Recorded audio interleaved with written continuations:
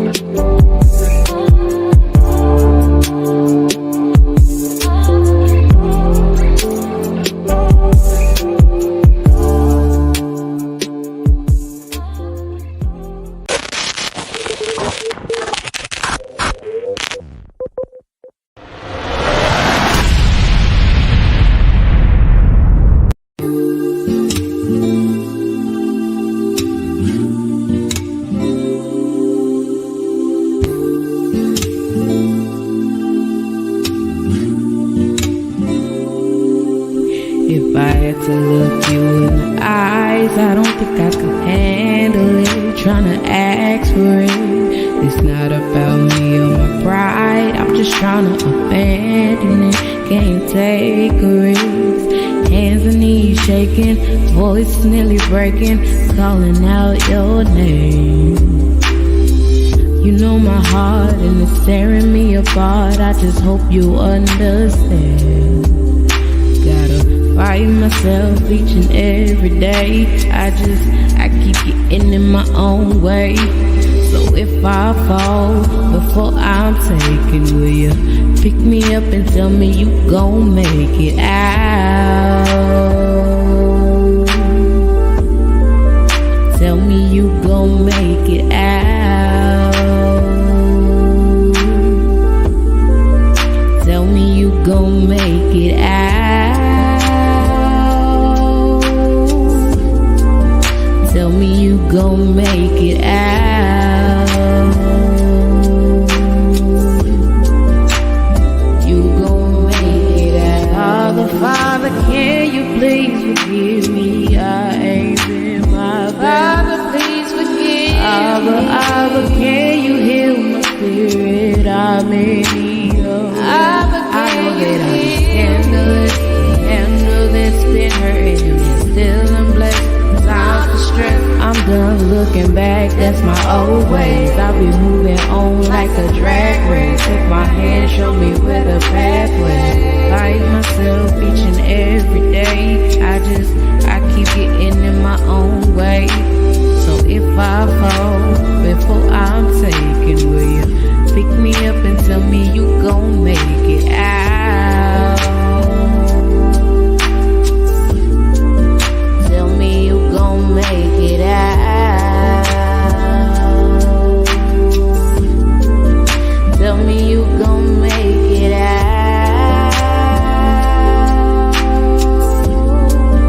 Tell me you gon' make it out.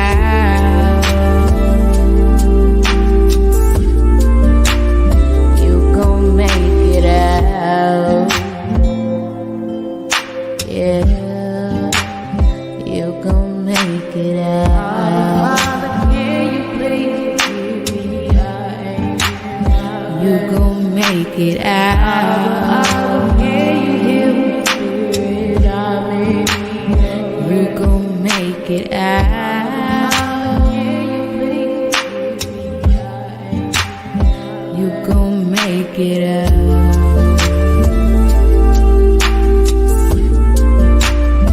You gon' make it out.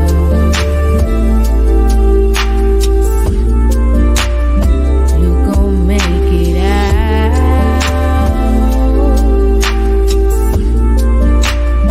You gon' make it out.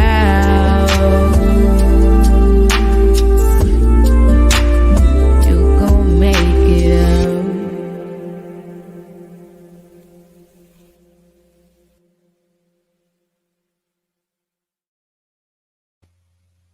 Say big salute, family. This your brother K. Judah, giving all praise to the Most High Yah and faith in Yahshua HaMashiach. To the Israelite family worldwide, I say peace and blessings.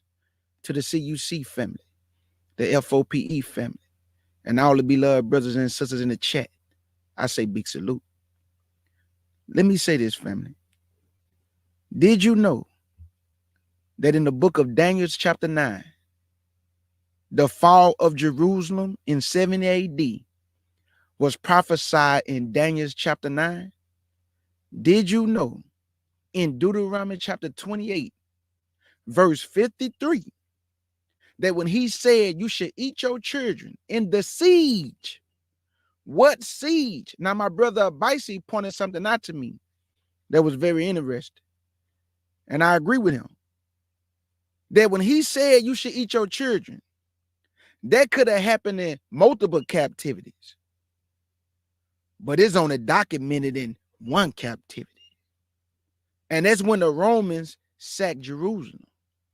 And I got the documentation in front of me to show you that there was an incident of a mother, because they had no food, she ate her children. I always think in my mind, for the Lord to allow that to happen, that means we pushed him to a point of no return.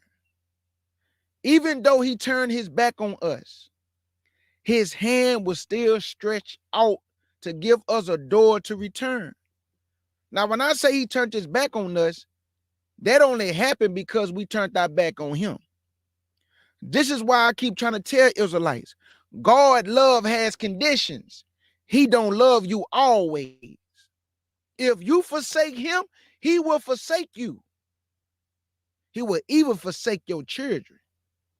To get your attention, he may even take them away from you. When the Most High want to get your attention and he trying but you won't listen, by any means necessary, he gonna get your attention. Whether the easy way or whether the hard way is your choice. This is why when people say, well, why God created us and why he let all these bad things happen, first of all, he created you with a brain to make decisions. So how can he be the cause of all the bad things happening on the earth when he gave man a brain to make decisions, but he chose to make the wrong decision? How can you blame the Lord for such a thing? You can choose right or you can choose wrong. Most people just choose to do wrong. Because I heard somebody tell me sin just feels so good. Doing right, oh man, I don't want to do right. But boy, when I sin, boy, it feel good to sin. So we gonna deal with this, family, so I can show you that when Yahshua came on the scene, what you think he cried over Jerusalem for? Because he didn't just cry one time. He cried a couple times. But one of the times he cried, it was because of what he saw in 70 AD. And he saw everything before it happened, family. Yahshua wept over Jerusalem. Why cry over a city? And they cast you out of the vineyard because he saw with his eyes how they was going to pile your bodies up on top of each other. He saw with his eyes how they was going to put a trench around you and not bring food in. And you were so hungry that you ate your children. He saw these things. And for all this, our people still won't wake up. What you think about to happen in your lifetime? Because everything just repeat itself. When there is no food, what you think people gonna do in the siege? That which was is that which should be. And there is no new thing under the sun. So get your Bible. Get you some pen and paper. Write this down, family, that the Lord and his son Yahshua HaMashiach put together through my hand to give you that knowledge. Let's get it.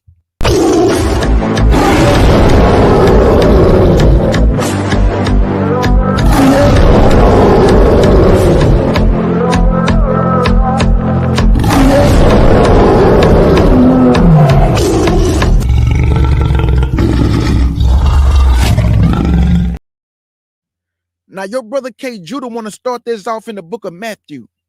And please write this down because 70 AD and the fall of Jerusalem was prophesied in the book of Daniel. But you got to ask yourself this, though. Why would you prophesy something? It's like you ain't giving the people a chance when you came on the scene. But then that wouldn't be fair to the Lord. Because if you're going to use Daniel to say that Daniel is the prophesying of the fall of Jerusalem, that means I got to go back a little bit and look at Deuteronomy chapter 28. That means that man gave us chance after chance after chance after chance. And we just chose to go on the left side and not the right side, which is the best side. So that let me know our fathers chose these destructions of their lives, these captivities. This was what they wanted. They asked for this. We don't want to serve you, Lord. Depart from us. Give us a king like the nations. And you fired the Lord that day. And boy, he been ticked off ever since. Let's go to Matthew 24 and verse 1 and 2. And we're going to let the Bible break it down piece by piece, line by line, precept on precept. Here a little and there a little, like sipping coffee or a little bit of tea. One of the two. Matthew 24, verse 1 and 2. The book of Matthew.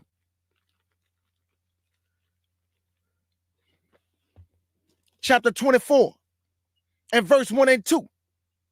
And it reads, and Yahshua went out and departed from the temple, and his disciples came to him for to show him the building of the temple. And Yahshua said unto them, see ye not all these things?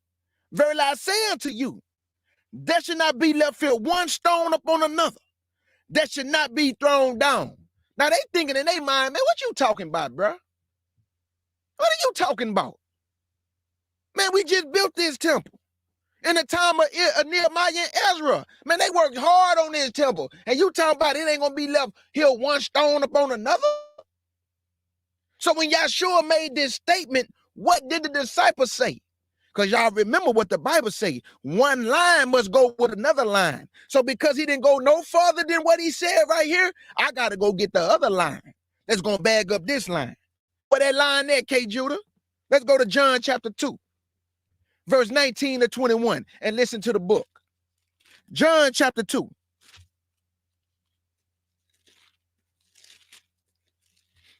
And your brother K. Judah going to read verse 19 to 21. The book of John, chapter 2. And I'm going to pick it up at verse 19 through 21. Now remember what he just said, y'all. There should not be left here one stone upon another. So what did they say to Yahshua? Because they thinking like, hold up, King. We hear you. But why are you saying this? It's not going to be left here one stone upon another. What are you saying? This is what he's saying. He go to other precept. John chapter 2, verse 19 to 21. Yahshua answered and said unto them, destroy this temple, and in 3 days I will raise it up. Then said the Jews, 46 years was this temple in building, and wilt thou rear it up in 3 days? But he spake of the temple of his body. So they thinking in his mind, hold up, brother, it took 46 years to build this temple. And you talking about you gonna raise it back up in 3 days? But they didn't understand that Yahshua HaMashiach was talking about his body, because your body is the temple that the Most High dwell in. And where do he dwell at? You can't tell me he dwell in your heart, because your heart just pump blood. Your heart is your mind. You eat more with your mind than your mouth, family. Your mind is spirit. Whether it's a carnal mind or whether you spiritual minded, it all comes from your mind. That's the temple where the Lord dwell at. Your body is the temple, but your mind is where he dwell at, because you make decisions with your mind. Let's go to Acts chapter 7 so I can prove to you that Yahshua was talking about his body, because the Most High don't dwell in temples made with hands. This is why when people say you go to church, I say no. We having church right now. Me and you talking about the Bible, right? We opening up the Bible, right? We reading scriptures, right? Brother, the Lord is in the midst. If it's truth here, the Lord is there. But where there is no truth, Hashatan is there, brother. That's why the Bible say Christ sold the word. But the fowl of the air, which represent Yahshua HaMashiach, came and took the word from you, man. Because there was no truth there. And he snatched it. Boom, give it here. You ain't really about this. It sounds good to you, but let me take it out your mind. And you walked away with no knowledge. Acts chapter 7 and verse 47 through 50. Acts chapter 7 and verse 47 through 50. And it reads, but Solomon built him a house, howbeit the Most High dwelleth not in temples made with hands, as said the prophet. Heaven is my throne, and the earth is my footstool. What house will you build for me, said the Lord? Or what is the place of my rest? Have not my hand made all these things? So how you gonna tell the Lord you gonna build him a house? He too big for a house. Just his glory cannot dwell in a house, let alone his persons. You have people saying the Lord don't have a body. Oh my God. Woo, help us, Lord. Help our knowledge. Like my Ima always say, boy, a lot of y'all have head knowledge, but not that spiritual knowledge. If the man is sitting on a throne, that's a body. If the man have hair on his head, that means he has a head. If he say my eyes is 10 times brighter than the sun, he have eyes. He say he hear things. I hear the prayer of the saints. He have ears. He have a mouth because he talking. How he don't have a body? What is going on with our people that we are not using our mind? The man sitting on a throne, you need a body to sit down. But a lot of people believe he's just a spirit. But then when I ask them, are angel spirits? Yeah, K. Judah. Do angels have arms? Do they hold a sword? Can you see them? Yes, K. Judah. They spirits, so how God don't have a body if an angel have a body?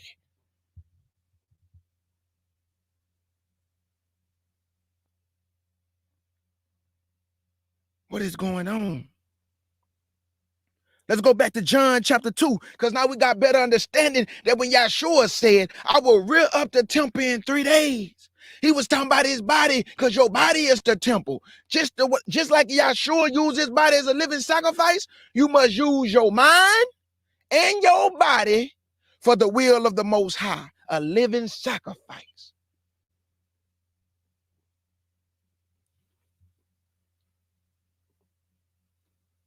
Talk to me, jabroni. But these the things that people say, brother. John chapter 2 and verse 19 to 21 again, because now we got better understanding that Yahshua was talking about his body. He wasn't talking about no temple that took 46 years to build. He went way beyond carnal-minded man. He was talking about spiritual. Even though his body died a physical death, but that temple that he was going to raise up is spiritual. Because why, K. Judah? Because when he was raised from the dead, was he still flesh and blood, or was he a spirit? Spirit, family. Spirit being. John chapter 2. Verse 19 to 21 again, because now we got better understanding. And it reads, Yahshua answered and said unto them, destroy this temple, and in 3 days I will raise it up. Then said the Jews, 46 years was this temple in building, and wilt thou rear it up in 3 days? But he spake of the temple of his body. Let's go, family. Back to Matthew chapter 24, because the Lord just tied it all in together. Back to Matthew 24, verse 1 and 2. Matthew 24, verse 1 and 2. Because now we got better understanding. Our body is the temple, family. We must use this body as a living sacrifice. But if you're using your temple to deceive, if you're using your temple to be a liar, if you're using your temple to walk in darkness, God doesn't dwell there. Hashatan dwell there. Because the Father dwell where there is light. Hashatan dwell where there is darkness. And whether you use it for righteousness or for wickedness, that's on you. That's why our 5 virgins was wise and 5 was foolish. 5 virgins was wise and 5 was foolish. Matthew 24, verse 1 and 2. And it reads, and Yahshua went out and departed from the temple. And his disciples came to him for to show him the building of the temple. And Yahshua said unto them, see ye not all these things? Verily I say unto you, that should not be left here one stone upon another, that should not be thrown down. What is this man prophesying, y'all? What is Yahshua talking about? Let's go to Daniel, chapter 9 and verse 26. The book of Daniel, chapter 9 and verse 26. The book of Daniel, chapter 9 and verse 26. And it reads, and after 2 weeks, meaning 69 weeks, shall Messiah be cut off, but not for himself. And the people of the prince, hold up. How that song go? Hold up. Wait a minute. Hold up. Who is the prince that's gonna come? The prince represent the prince represent Hashatan. Now, when you use the word prince, you got to use it right, because the Bible also called Yahshua a prince. So we know it's not only one prince. But the prince that shall come and shall destroy the city and the sanctuary is Hashatan. What did the Bible call him? The prince of the air. He's also the prince of the king of Tyrus. Who is this prince? Who gonna use these people to destroy the city and the sanctuary? What is the sanctuary? That temple in Matthew 24, 1 and 2. So it was already prophesied, family. Let me read that again. Verse 26. And after 62 weeks, shall Messiah be cut off, but not for himself. And the people of the prince that should come should destroy the city and the sanctuary. And the end thereof shall be with a flood. And unto the end of the war, desolations are determined. On who? Judah and Jerusalem. What is desolation? What happened to us in 70 AD? What happened to us in Nebuchadnezzar captivity, Medes and the Persians captivity, the Greek captivity, and then the Roman captivity? Because remember, the northern kingdom was taken down by the Assyrians.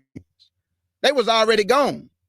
Before Nebuchadnezzar came up against Jerusalem, the northern kingdom was gone. Then Nebuchadnezzar came up against Judah and Jerusalem, which consists of Benjamin and the tribe of Levi. So 9 tribes went. Now, let me say this. I'm not saying that all of Levi came back with Judah and Jerusalem. I'm just going by what I can read in First Chronicles chapter 11. It said that Levi left his suburbs and went back with Judah. But that does not mean all of them, because some of them could have still been with the 9. Because Levi was not counted as a tribe. He didn't have it. The Lord was his inheritance. Y'all remember. The Lord was his inheritance. So he had suburbs in all the tribes' land, because the Lord was the inheritance of Levi. Because Levi represent the Lord and played the position of priest and mediator for the Lord. So that's his inheritance, Levi. But did you just hear what this said? That the prince that should come, who is the prince? Hashatan. Who did the prince use to destroy the city and the sanctuary? The Romans. They used the Romans, y'all. So the point that I'm telling you, it was already prophesied before it even happened. Why you think in Matthew chapter 24, when they asked Christ, when should these things be? The first thing on the list is that, hey, you see this temple? Boy, that should not be left here one stone upon another. That should not be thrown down. That should not be left here one stone. That's the first thing he told them. You see this temple? I'm telling you right now, that should not be left here one stone. That should not be left here one stone. That should not be thrown down. Where did he get that from? Daniel chapter 9. The prince that's going to come should destroy the city and the sanctuary. And desolations are determined. On who? Judah and Jerusalem. Why, K. Judah? Because of wickedness. Because of wickedness, y'all. Let's go back to John chapter 2, because I'm telling you, the Bible doing what it's supposed to do. John chapter 2 again. John chapter 2 again. And I'm almost done already. Yeah, it's a short lesson. John chapter 2 and verse 19 to 21. John chapter 2, verse 19 to 21. And it reads, Yahshua answered and said unto them, destroy this temple, and in 3 days I will raise it up. Then said the Jews, 46 years was this temple in building, and wilt thou rear it up in 3 days? But he spake of the temple of his body. What do they mean it took 46 years to build his temple? Where can I find this in the scriptures that in the time of Ezra and Nehemiah, they was trying to build this temple up before the Messiah came on the scene? It took 490 years to get to Christ. It took 490 years to get to Christ. That's where you get the 70 weeks of Daniel. 70 times 7 is 490. But then he says 60 and 2 weeks, which represents 69 weeks. So we do 69 times 7, which is 483. But then I add the week that Yahshua was supposed to teach. What that's going to give me? Back 490. So the week that he was supposed to teach is a prophetic week, which we know going to 7 years. Just like when Jacob worked for Rachel, what did it say? Fulfill her week, meaning fulfill 7 years. What did God tell Israel in the wilderness? One day gonna represent a year. 40 days, you're gonna be here 40 years. So we know that the Lord can turn a week, which represents years. Christ was supposed to teach for a week. 7 days is a week, but it turned to 7 years. Knowledge. Now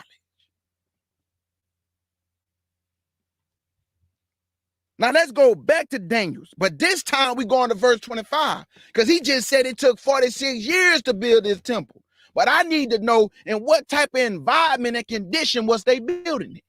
Let's go see. Daniel's chapter 9 and verse 25. Daniel's chapter 9 and verse 25. What was the conditions of the people? Let's see. This is why I tell people, if you understand the 70 weeks of Daniel, you understand the plan that the Most High had for Israel and for his son Yahshua. So when y'all say he not prophesied in the Old Testament, what you think the 70 weeks of Daniel is? The Most High is not the one they confirmed the covenant with for a week. The Most High not the one that came down and you heard his voice teaching for 3.5 years. The Most High would never vacate his throne to come in the midst of sinful flesh. He's holy and a consuming fire. So you dealing with a mediator named Yahshua HaMashiach. That's your mediator.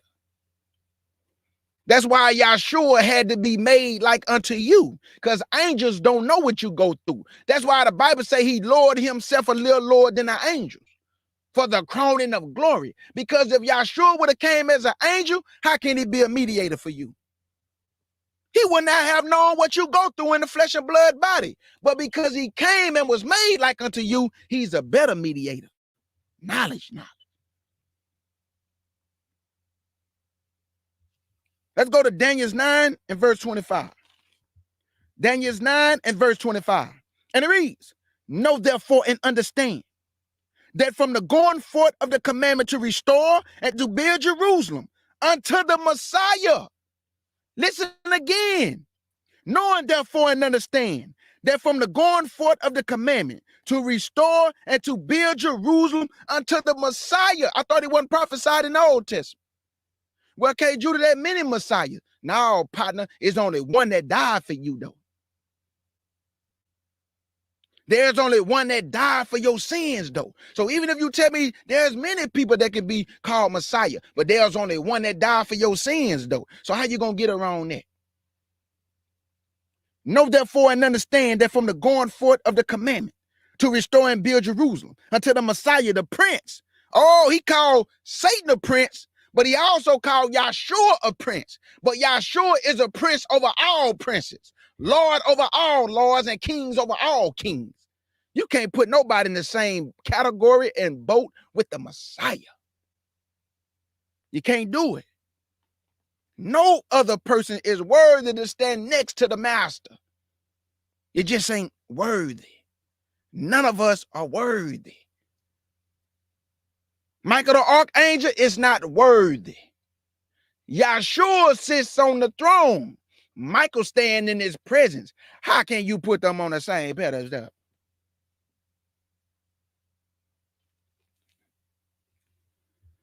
One more time for the people in the back. Okay, Judah?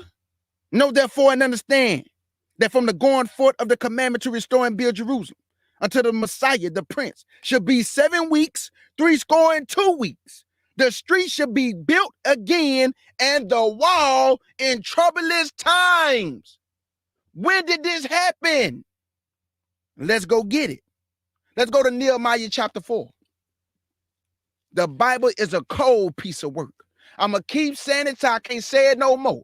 All the non-believers of our people, all you atheists, all you want to only be part of one book of a Bible and throw the other part away, man, look, I pity y'all. You have no idea what you throwing to the side. The Bible is a cold piece of work.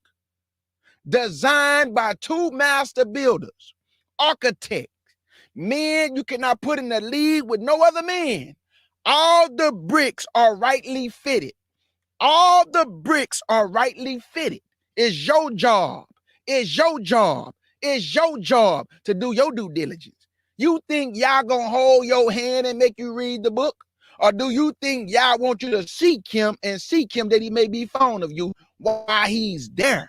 Think he gonna be there always? You've been woefully misinformed. Did he not say, seek me while I may be found? No, you can find him anytime, KJ. Seek me while I may be found. Now I got all the time in the world, KJ. Seek me while I may be found of you.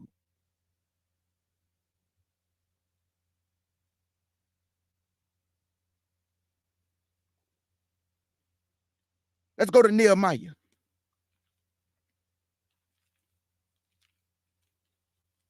Let's go, family, to Nehemiah chapter 4. And let this Bible handle business. Nehemiah chapter 4. Now, what did the Bible just say in the book of Daniel, chapter 9, verse 25? They built the walls in troublous times. Can I find this in the scriptures? I think I can. I think I can. Green eggs, Sam, and ham. Ham, Sam, green eggs, and ham. I think I can. Let's get it. Nehemiah chapter 4. And I'm going to pick it up at verse 1. Then I'll tell you when I'm going to skip down. And it reads, but it came to pass that when Sanballat heard that we builded the wall, in troublous times the wall should be built. Read that again, K. Judah, for the people in the back, and the people to my left, and the people to the right. But it came to pass that when Sanballat heard that we builded the wall, he was wroth and took great indignation and mocked the Jews. Jump down to verse 15 to 21. Verse 15 to 21. Verse 15 to 21. And it reads, and it came to pass when our enemies heard that it was known unto us, and God had brought their counsel to naught, that we returned all of us to the wall, every one unto his work. And it came to pass from that time forth that the half of my servants walked in the work, and the other half of them held both the spear and the shield. Why, K. Judah? Because the Bible told me in Daniel chapter 9, verse 25, that they was going to build that wall in troublous times. So they was working with one hand and holding spear and shields in another hand, because these were some troublous times. Knowledge.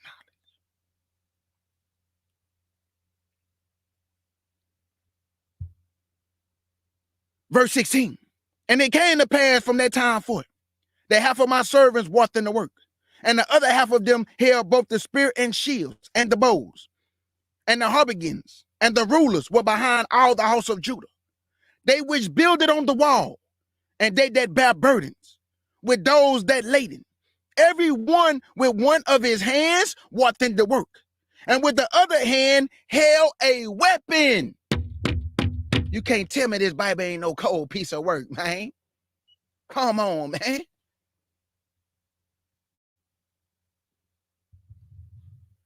We gonna convince the gang cells. Well, you can't show me that God exists. I'ma use this analogy before I continue that I use on all y'all who always like to tell me how you know God exists. You can't see him. Boy, when you go look up your family tree and you sitting down with mama and mama going through the family tree names, but mama say, I don't got no photos of your ancestors, but here go the names, baby. Why you believe your mama? You don't got no photos to know that's really your ancestor, but you believe mama though, because that's your mama. So I don't need to see God to believe God to know that's my daddy. I just believe my daddy the same way you believe your mama giving you the records of your ancestors, boy. But you don't got no photos, so how you really know who they are? How you really know that's your people, boy? You don't know. You just going off what mama say. So whether I can see him or not, I'm going off what my father say. Knowledge.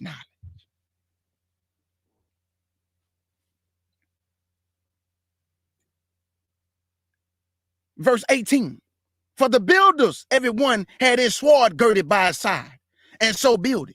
And he that sounded the trumpet was by me, And I said unto the nobles, and unto the rulers, and to the rest of the people, the work is great and large, and we are separated upon the wall, one from another. In what place, therefore, you hear the sound of the trumpet? Resort ye thither unto us, for God shall fight for us. So we labored in the work, and half of them held the spears. From the rising of the morning till the stars appeared, all night they was working, handling business. These was troublous times. So before the Messiah can come on the scene, that temple had to be built again. This is why they say it took 46 years to build his temple. What temple? The one that Ezra and Nehemiah was trying to build again. But it was in troublous times. So before Christ could come on the scene, it took 490 years to get to the Messiah. He had to be anointed. He was coming to put away sin. He said desolations are determined upon who? Judah and Jerusalem. It was already prophesied, family. It had to happen.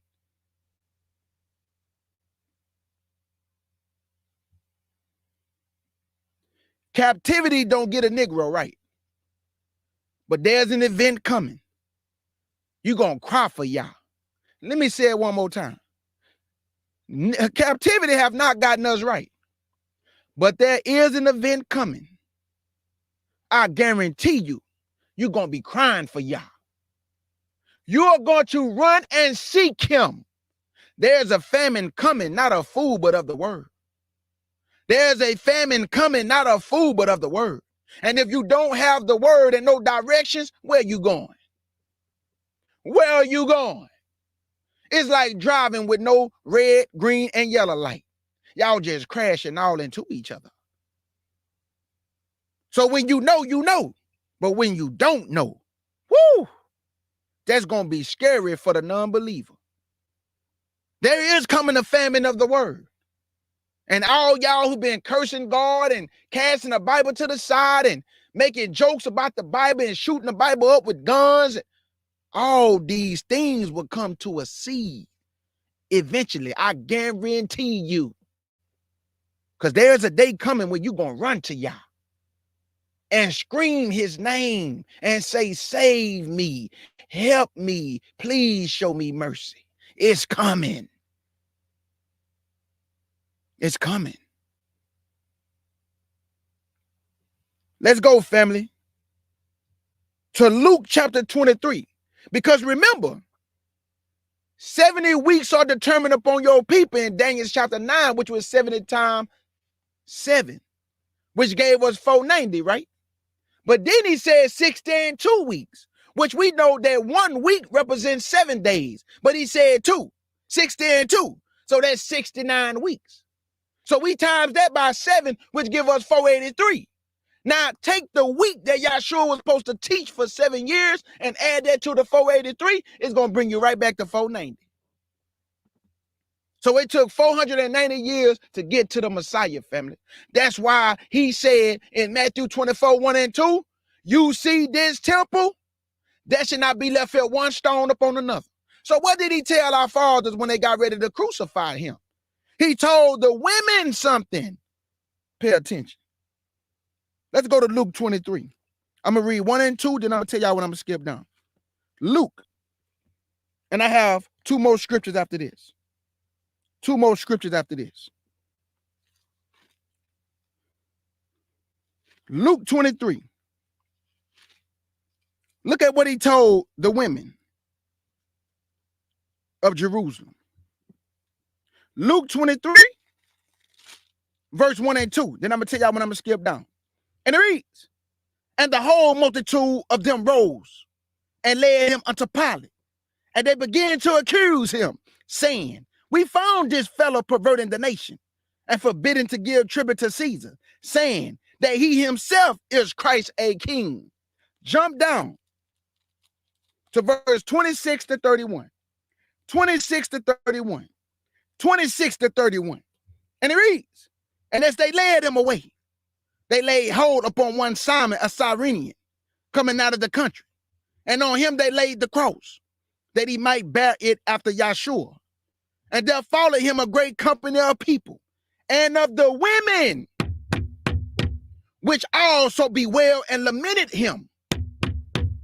But Yahshua turned unto them and said, Daughters of Jerusalem, weep not for me, but weep for yourselves and for your children. Ooh, hold up. Yahshua. Big brother, king. Why do you not want them to weep for you, but weep for their children? What event was about to happen that you saw, that you told the mothers, don't weep for me, you better weep for your children? Oh, Daniel chapter 9, verse 26. They should destroy the sanctuary and the city, and desolations are determined upon who? Judah and Jerusalem. So Yahshua was prophesying to them 70 AD.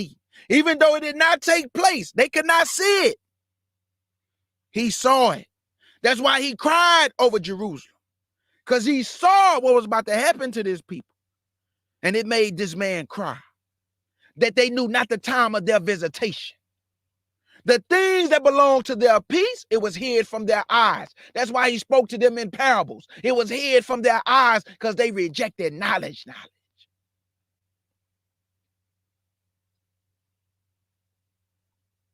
Verse 28.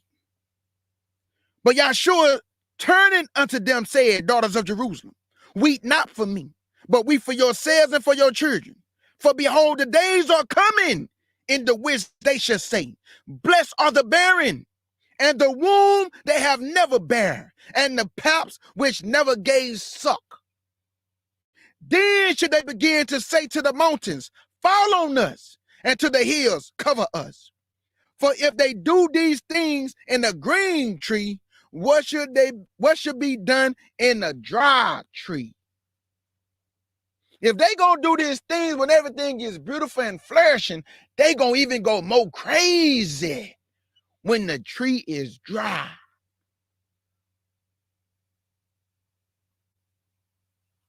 So Yahshua, big brother, our king, was this prophesied in Deuteronomy? This 70 AD, this don't weep for me, this weep for your children, this, was it prophesied in Deuteronomy chapter 28? Absolutely, family. Let's go to Deuteronomy 28, and I got one more scripture after this. I have one more scripture after this. Deuteronomy 28 and verse 53.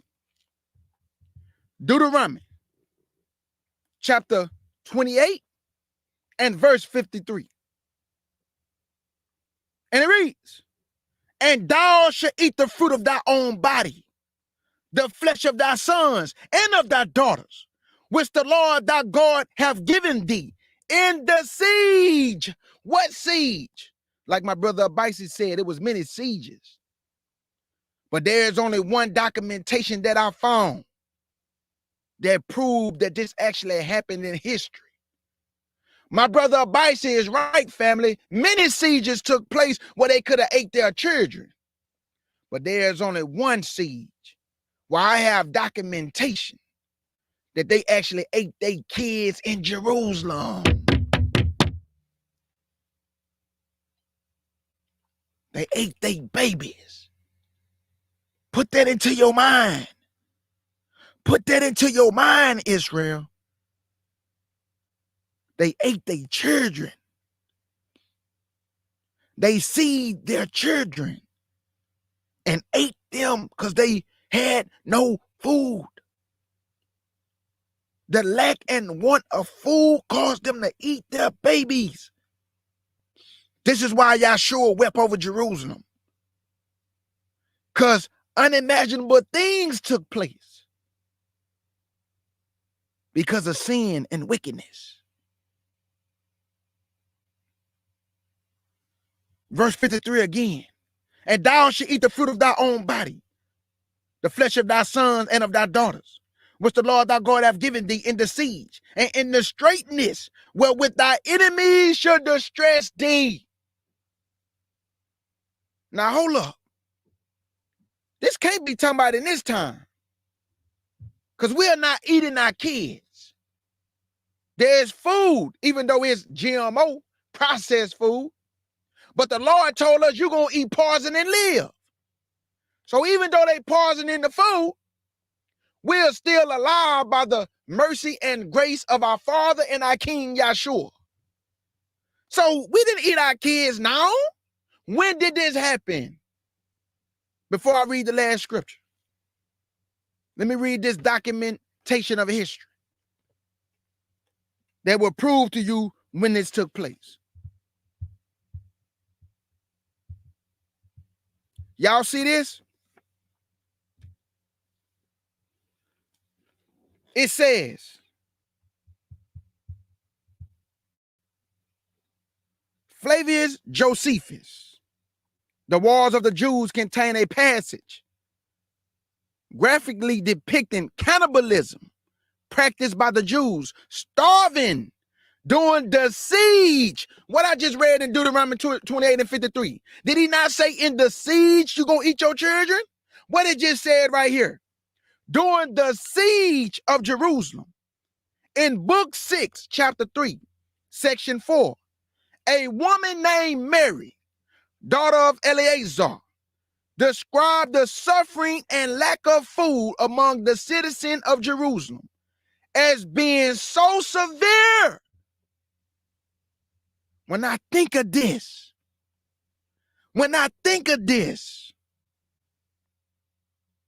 this make me so nervous.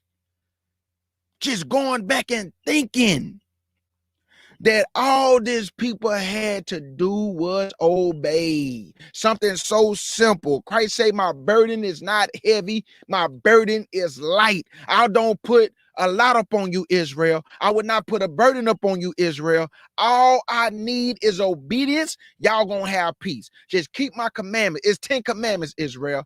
This is how you obtain salvation, Israel. The first couple of laws is how you treat the Lord, and the last ones is how you treat each other. My burden not heavy. These laws is not heavy. This is no burden on you. And we still did not want to obey the law, which is 10 commandments. 10.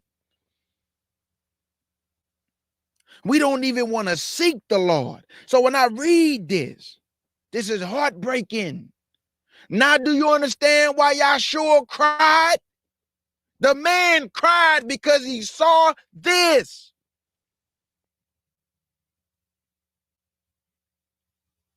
It says that the citizens of Jerusalem as being so severe that she could no longer find any sort of food, and the famine pierced through her very bones and marrow.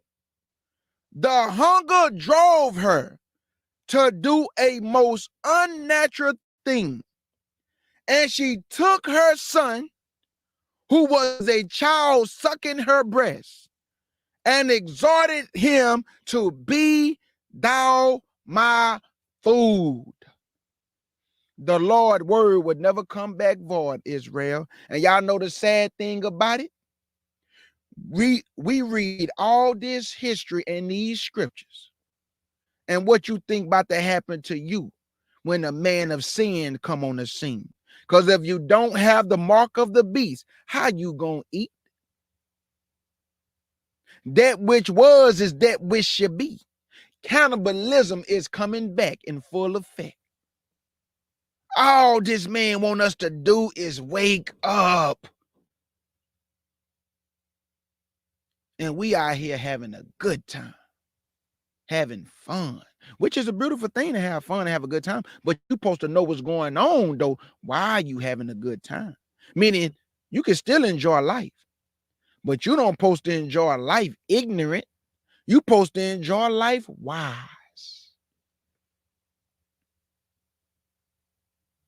Many of our people will perform these things because of faith is not there. The relationship up with the Most High is not there. The relationship with Yahshua is not there. Your house is not built upon a rock.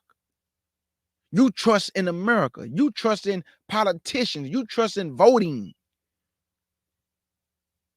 And all the Lord is saying is, if my people, which are called by my name, will humble themselves and seek my face, I will turn their captivity. I will heal their land. And boy, I'm going to have mercy on this people. Because when they call, I'm going to answer before they can get it out their mouth. But guess what we say?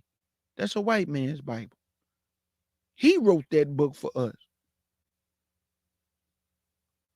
God is white.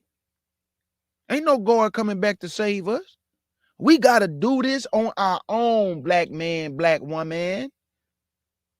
You've been here 500 years and you still have not been able to do it on your own, because with this requires divine intervention. Do that mean you're supposed to sit around and mope all day and whine and complain and not do? No, we can come together, some of us, if we choose to, with the right people. And a lot of our people do come together.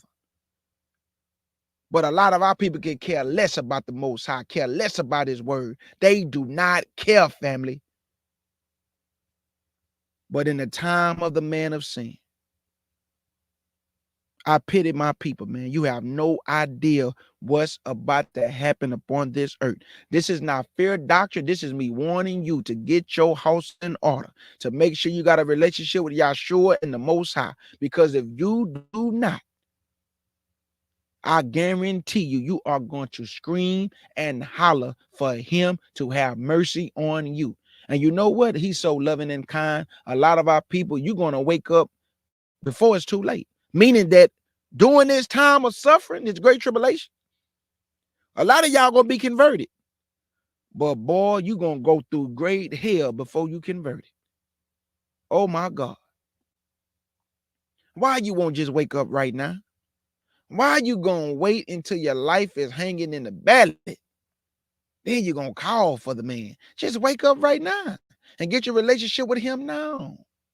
Why wait? I don't understand it. Why wait?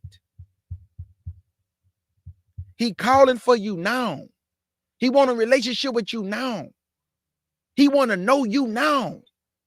But you don't have time for him, right? You got to do what you want to do. You got to pursue dreams and goals and you got to do all those things, which is fine. But don't you supposed to have a relationship and seek his will and first the kingdom, and then all these things will be added to you? So whatever you're trying to do in life, you think you could do it without him? Go ahead and try. Because the only way you're going to do it without him, if you sell that soul, baby. Because Hashatan don't give nothing for free. Everything has a price. But Hashatan price going to cause you your salvation.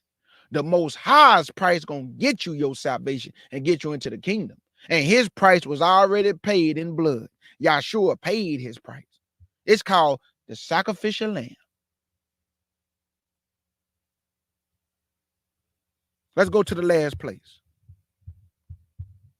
Let's go to the last place. And this will be last. Wake up, Israel. That's all I can tell you. Wake up. My job is to warn you. My job is not to tell my people what they want to hear. My job is not to manipulate you for monetary gain. Some of us don't do this for money at all. We do this for straight love of the Most High Yahshua and our people. Prepare your house. Get it in order. Get the things you need that's sufficient for the house, for the family, and for the times that coming up on earth. Not to put you in fear, because you have nothing to fear. You're about to be delivered. What you have to fear? But I'm talking about the people, like the conscious community Negroes, who, they say some of the most awful things about God. And he's not even a God, about Yah, about Yahshua. Whether you call him Yahushua, Yahshua, Yah, I am that I am, they say some of the most awful things about our power. But I guarantee you, y'all, these conscious Negroes gonna be screaming, oh, God, just help. I'm sorry.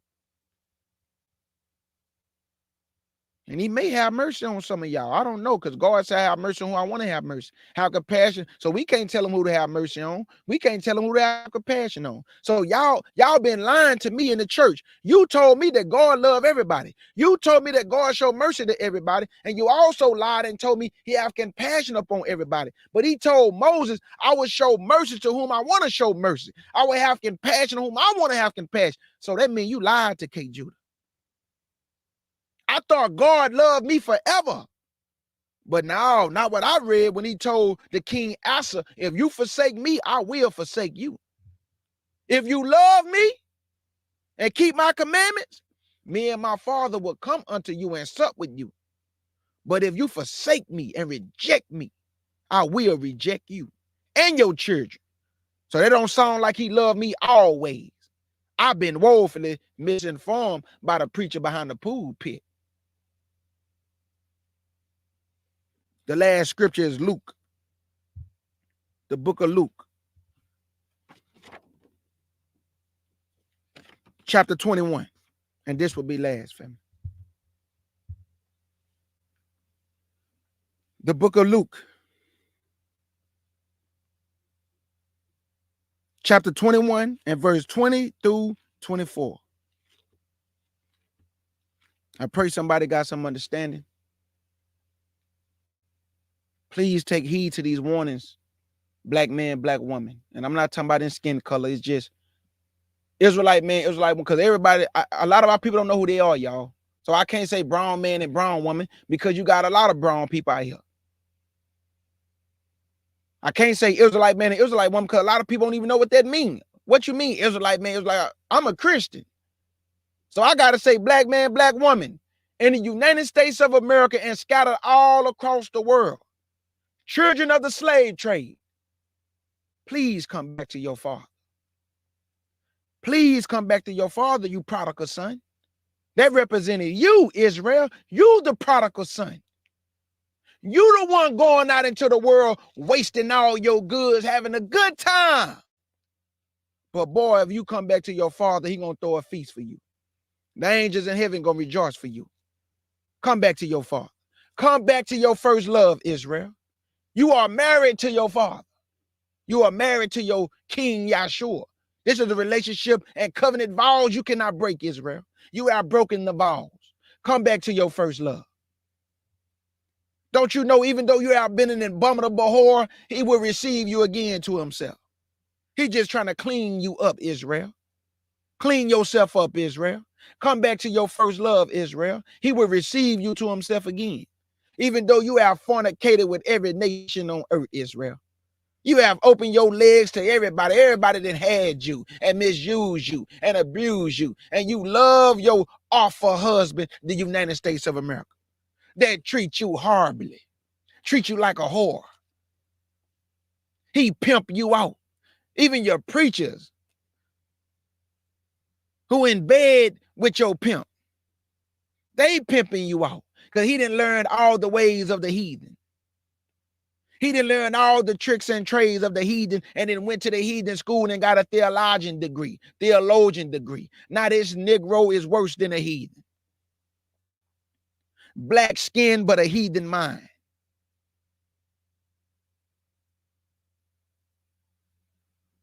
Don't hold yourself out no more, Israel. Come back to your first love. He's waiting for you to clean you up. And then he gonna bring you back to himself again as husband and wife, because we are broken the vows. What you do when your woman is committing adultery? You turn your back on that woman, man. You don't want to deal with that woman no more. Who did open her legs to another man? That's what we have done to our God and opening our legs to other nations. And they didn't have their way with us.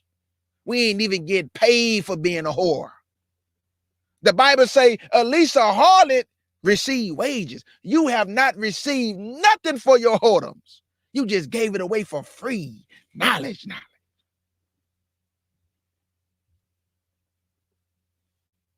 The preacher is the top hoe. That's the truth, man. The preacher. Luke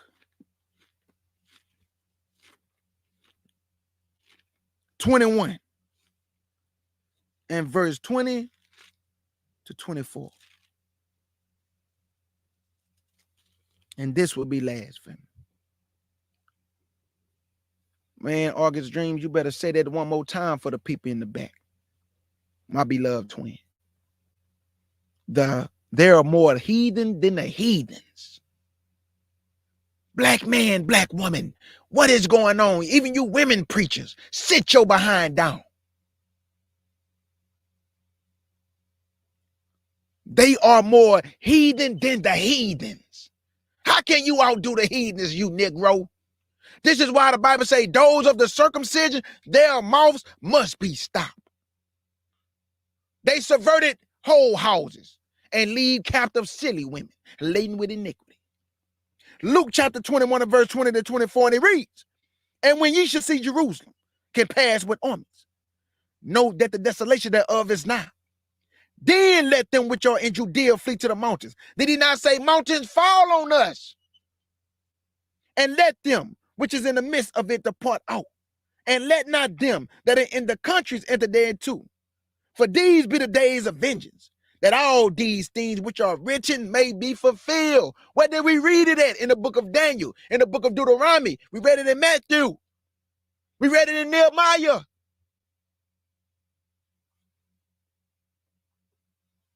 For these be the days of vengeance, that all things which are written may be fulfilled. But woe unto them that are with child, and to them that give suck in those days. For there shall be great distress in the land, and wrath upon this people. What did he say in the book of Daniel? Desolations are determined upon who? Judah and Jerusalem. Why, K. Judah? Because of sin. When I look for grapes, you brought forth wild grapes. What is the grapes? Righteousness. What is the wild grapes? Sin. What could have been done more to my vineyard that I did not do in you, woman? I put a wine press. I built a fence around you. I had you. I gave you protection. You have been an abominable whore. So I'm going to tell you what I'm going to do to my vineyard. I'm going to take away the heads thereof, and I'm going to let everybody pluck you up. Everyone that passed by is going to have his way with you, because you have broken vows, woman. And you have broken my heart. You have broken your husband's heart, because he have to look in heaven and watch you give it up to everybody. Verse 23, but woe unto them that are with child, and to them that give suck in those days. For there shall be great distress in the land, and wrap upon this people, and they shall fall by the edge of the sword, and they shall fall by the edge of the sword, and they shall fall by the edge of the sword, and shall be led away captive into all nations. When did this ever happen to the Jewish people? When did this ever happen to anybody? You go to any nation on this earth, and you're going to find some black people there in small number. But they're going to tell us we're not the children of Israel. Let me tell you something, Gentile man and Gentile woman.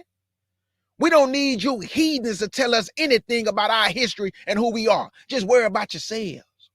That's what's wrong with y'all right now. You're too busy worrying about black folk and what we doing and what we thinking and how we going about our life. Worry about yourselves. Because, boy, y'all better enjoy the little bitty kingdom you have left, because it's over for you, Gentile man and Gentile woman, Asian man and Asian woman, Chinese man, Korean man. It's over. All y'all coming down, and Israel about to rise. Knowledge. And they shall fall by the edge of the sword, and shall be led away captive into all nations. And Jerusalem shall be trodden down of the Gentiles. No, Esau. Of the Gentiles. Now, okay, Judah, Esau. Okay, Judah, when they say Gentile, we're talking about all nations. All nations ain't ruling the earth. I see one man making laws that go throughout the whole earth, and everybody follow those laws. I see one man who go to small countries and put his embassy there and become a dictator of other men's lands. I see one man. Now, if all nations ruling, this doesn't make any sense to me that we should be led away captive into all nations. All nations ain't lead us away captive into all nations.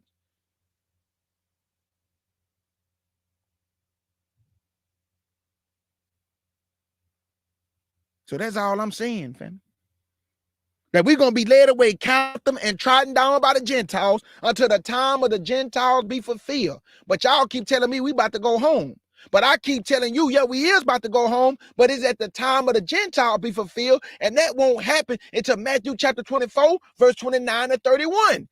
Immediately after the tribulation of those days shall the sun be darkened, the moon shall not give her light, the stars shall fall from heaven, and then shall appear the sign of the Son of Man.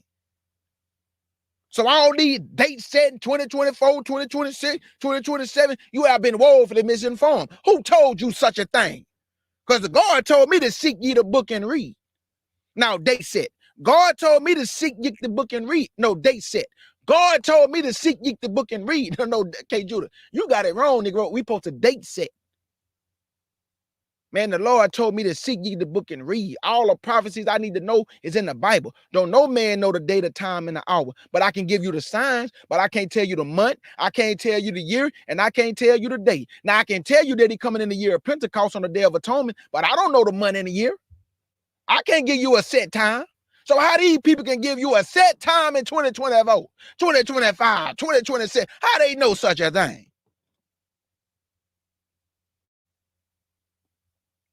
I'm not trying to fight with my brothers and sisters. I'm just telling you that we got to stop the foolishness, man. You either going to teach the truth or you're going to teach people lies. You can't have truth and lies together. They don't go together. It's like oil and water. It don't mix together, man. Either truth make the cup full or either lies make it empty. It can't be in between. That's inadequate. It can't be in between. That's inadequate.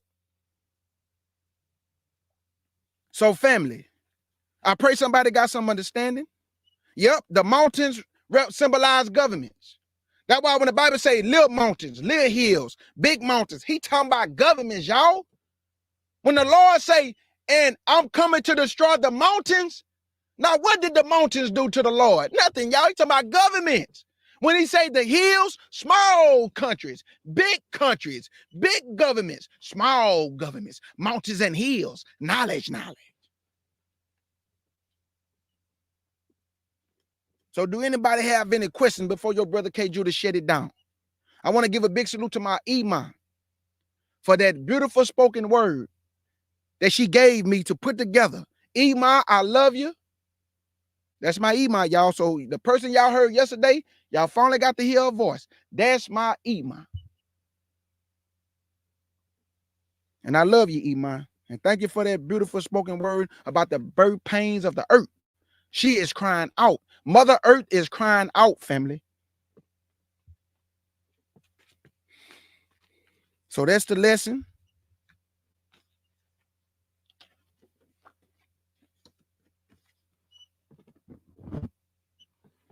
Yeah, Jacoba. That's why that's what we saying. He coming in the year of Pentecost, but nobody know the year. Can't nobody say the day. Can't nobody say the set time. This is why Christ say only my Father know when he gonna tell his son, go get my children. Y'all sure don't even know. So how do these people know? I don't understand. If y'all sure don't know, how y'all know? The people that's out there in the back teaching Israel that in 2027, the Lord coming back. Who told you that, dog? Who told y'all that? Man, boy, I'm not finna play with y'all. Me sit up here date set and giving y'all dates. No, man. I'm going to give you whatever this Bible said. That's what I'm going to give you. I ain't giving you no dates. I'm going to give you the signs of the times. I'm going to give you the signs to look out for when you see these things. But I'm not giving you not one date. We're not playing no dates, man. That stuff can get you in trouble with the Lord. The Lord is in the business of removing Negroes' candlesticks. Many are called and few are chosen, Israel. Just because you called don't mean you chosen. Don't you want to be a chosen vessel or don't you want to be a called vessel? Which one you want? I want to be a chosen vessel.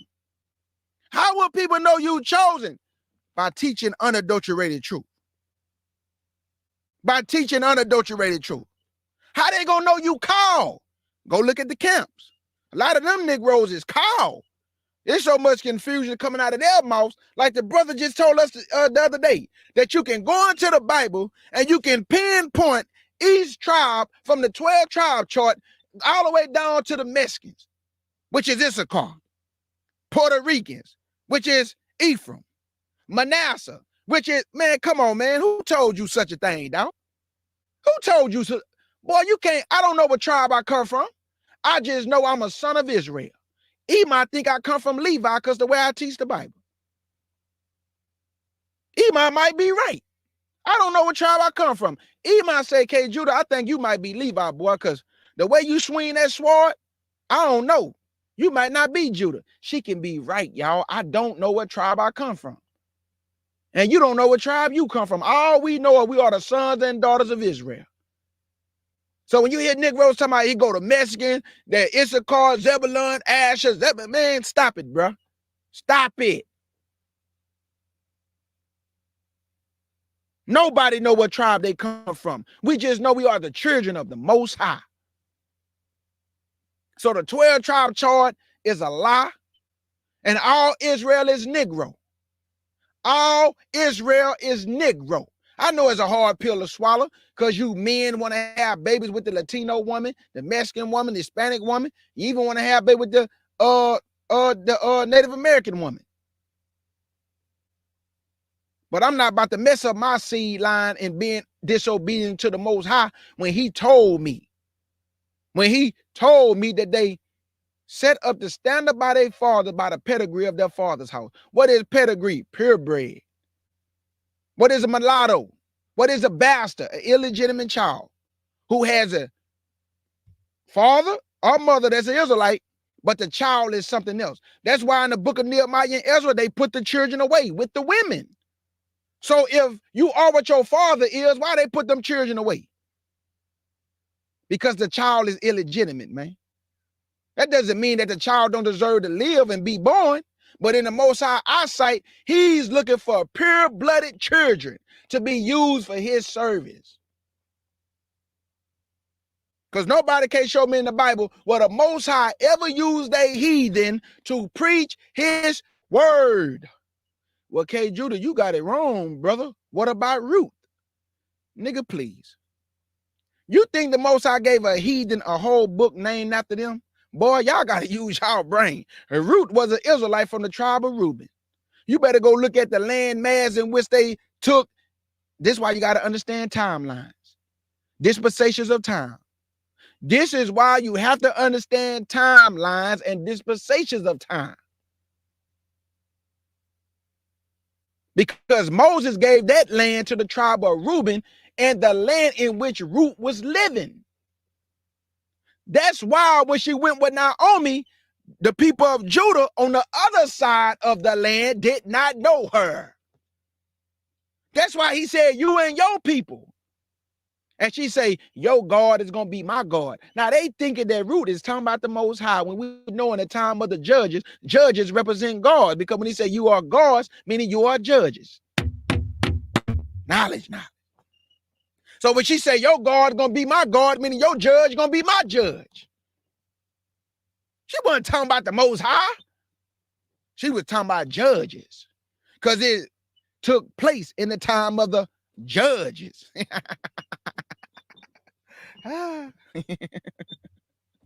Knowledge.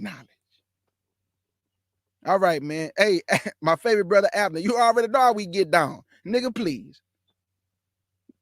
Sitting up here trying to tell us that the 12 tribe chart, that Mexicans and Hispanics is from the sons and daughters of the Most High.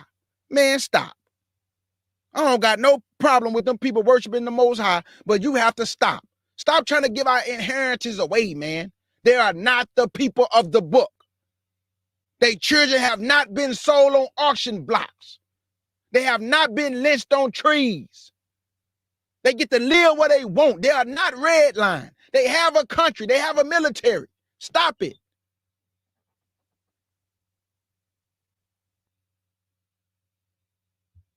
So family, if y'all don't have any questions, I want to give a big salute to everybody in the chat. Many blessings to the beloved family. I bid y'all Godspeed. Enjoy the rest of y'all Shabbat. Israel, enjoy the rest of your Shabbat. Now, I know, and I got to say this, because my brother Abner been equipping me with the game. This is not the right calendar, family. And we all understand it. But, you know, this is what we do, what we know until we know better. But a lot of our people, they understand the 7th day from just this Gregorian heathen calendar. The Most High was on a whole nother calendar. But because we don't have that calendar, or because a lot of us don't understand it, we do the Sabbath the way we understand it. But my brother been equipping me with how the months go, how the new moon go. And I'm still learning it. But at the end of the day, I'm going to just keep the Sabbath the way I know how to keep it on this day. You know, and when Yahshua come, he going to teach us all things anyway. So he going to give us right back on track with the right calendar, the right way to do our months, the right way to do our feast days. So that's why I be telling Israel, don't fight your brothers and sisters, y'all, because we all still learning. Some people say, don't do the feast days in the enemy's land. We only supposed to do it in Jerusalem. They not wrong in saying that. Well, your preset. But at the end of the day, we rehearsing the righteous acts. So this is what I tell people. Man, if an Israelite brother and sister keeping the feast day, leave them people alone, man. If a brother and sister and them don't want to do the feast days, leave them people alone.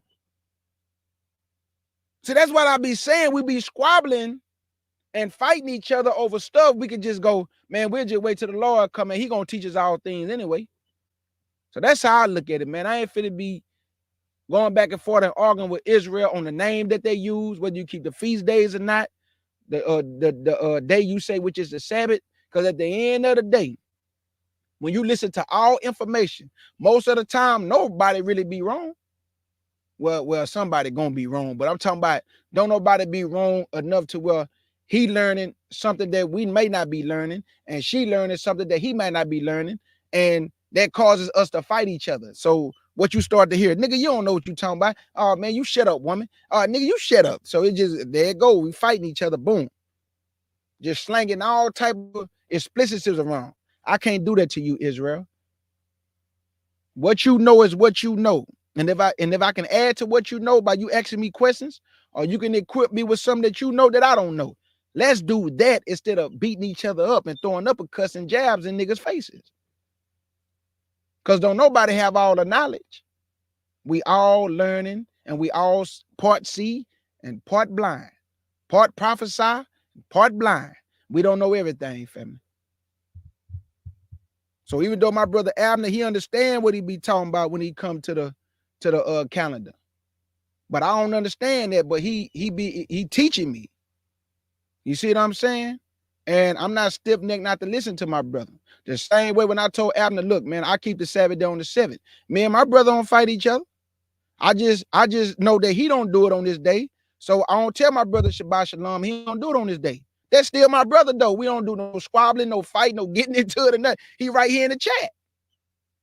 He right here. Because me and my brother deal with each other like a man. Because he know that I don't know everything. I know he don't know everything. So he going to equip me with what he know. And then guess what? I'm going to equip my brother what I know. I listen to my brother when he speak. When he type me and write me, I go look at it. Okay, I appreciate this, brother. Hey, I'm understanding where you're coming from. Okay, I'm starting to understand how the moon works. Because, boy, that's one thing out of all the understanding God gave me. I never understood how that moon works.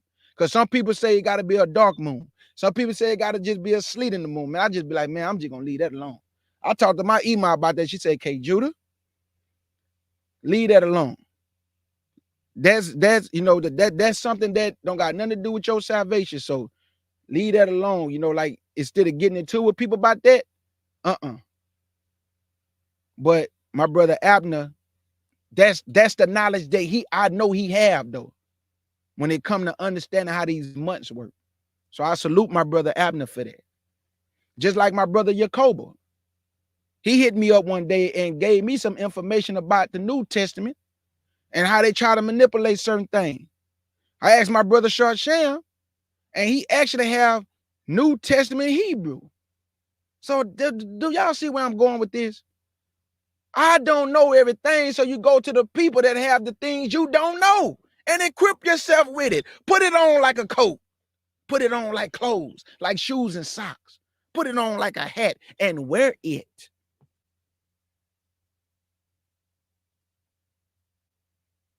Yeah, yep. Black Summer, you have Israelites that teach you can still eat swine. You have Israelites that teach you can still eat swine's flesh. And sister Black Summer, the only thing I can say is this. We all got to stand before the judgment seat. Those of us who do not be in the first resurrection, those who make the first resurrection, you don't have to stand in judgment. You're going to be the judge. You better go read Revelation 20 verse 4. He said, I saw them that were sitting on thrones with an S. So you're going to be the judge if you make the first resurrection. But if you do not make the first resurrection and you come up in a second death, which the book's going to be open, man, you better hope you make it by the skin of your teeth. Because the Bible said the righteous scarcely make it in. Like we're going to barely make it after what about to happen on this earth. But the Lord going to deliver his people. So that's why I keep telling you, Israel, don't be afraid of nothing. You've been here so long and look, you still alive.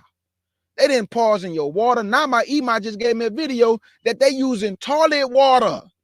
Did y'all know that? These people using toilet water, purifying toilet water for your consumption.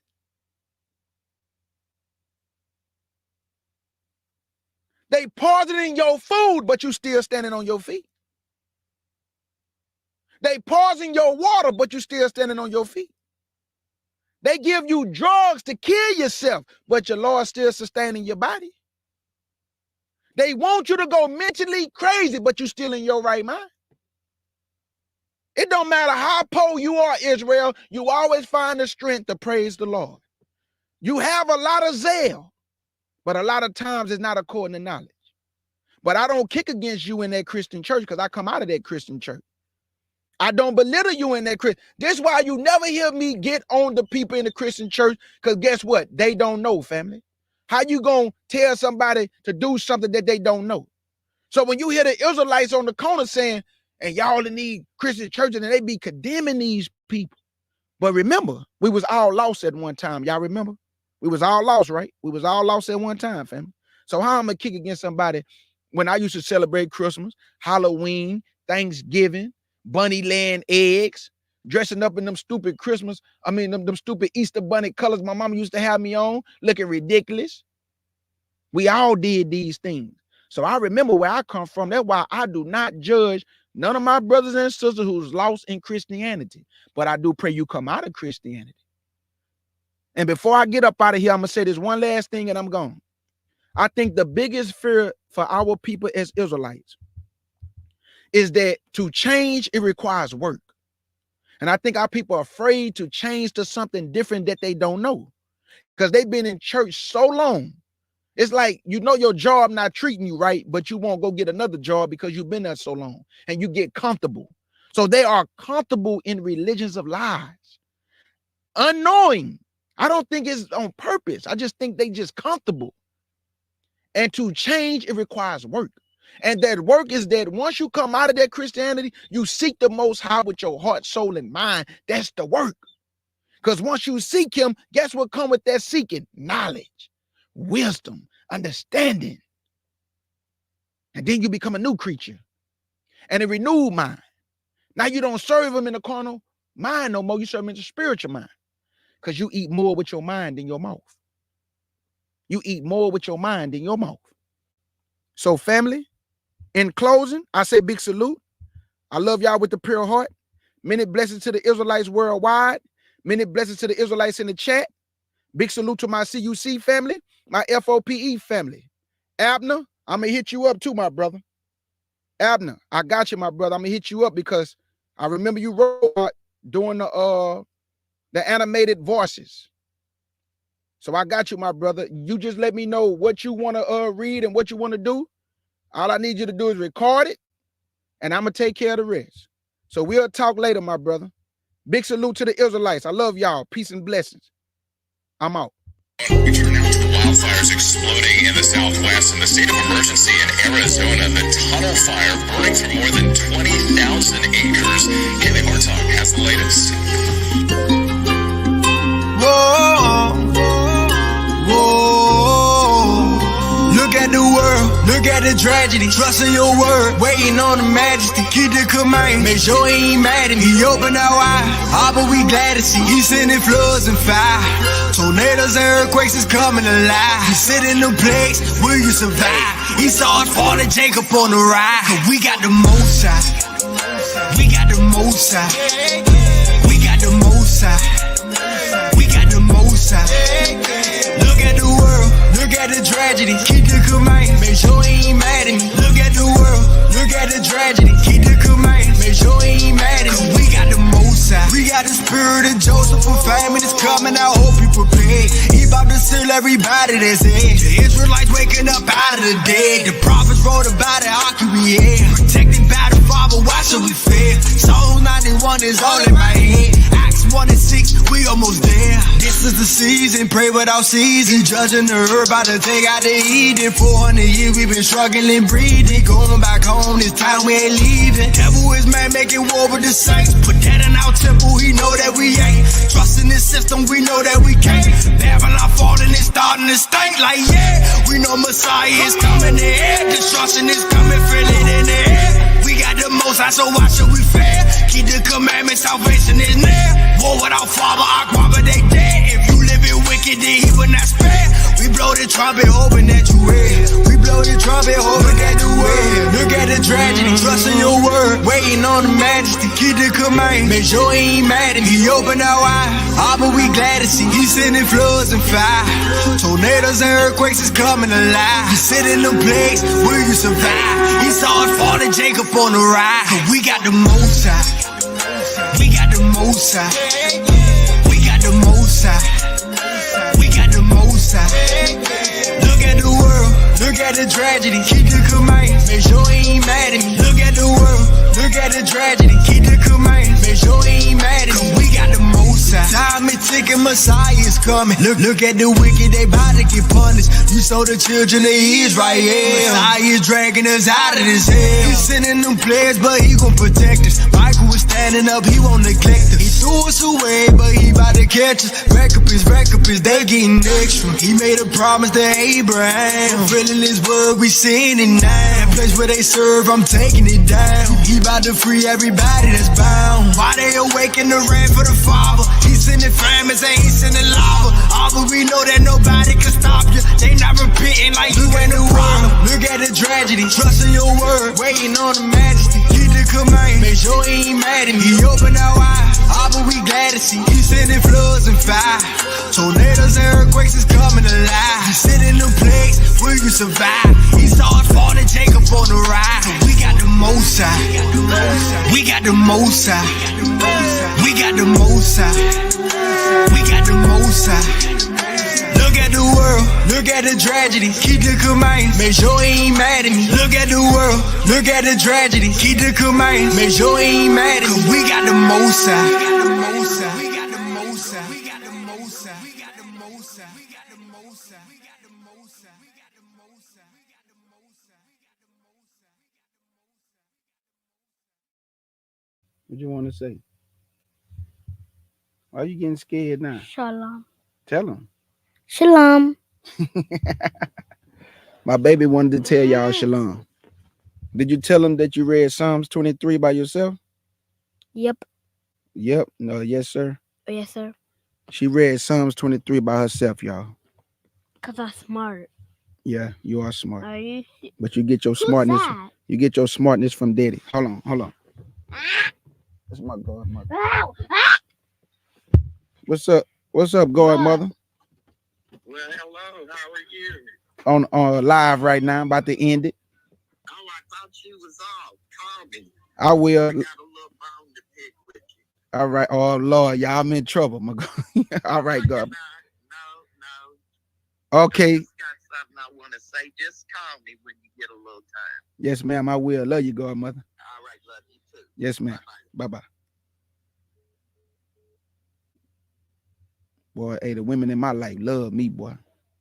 That's why when y'all Negroes be sit up here talking bad about K. Judah, I know one thing: I'm surrounded by a whole bunch of love.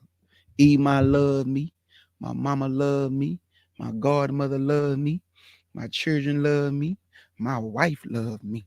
The women of the CUC love me, and I love all of them back. And I got some good brothers that love me too, and I love all them Negroes back. Cock-a-doodle-doodle Negroes.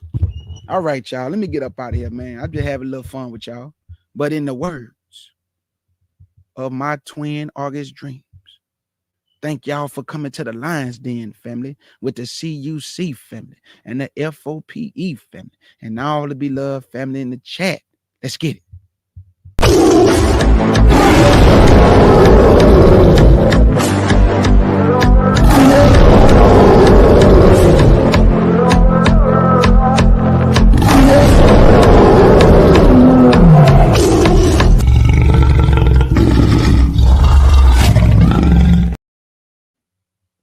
And I just want to let my sister, the Oracle 007, know. I don't even got to say it today. I ain't going to even utter it today. Sham know what it is. Honey Badger, gang. Michael Jack, bad. Shiro, I'm bad, nigga.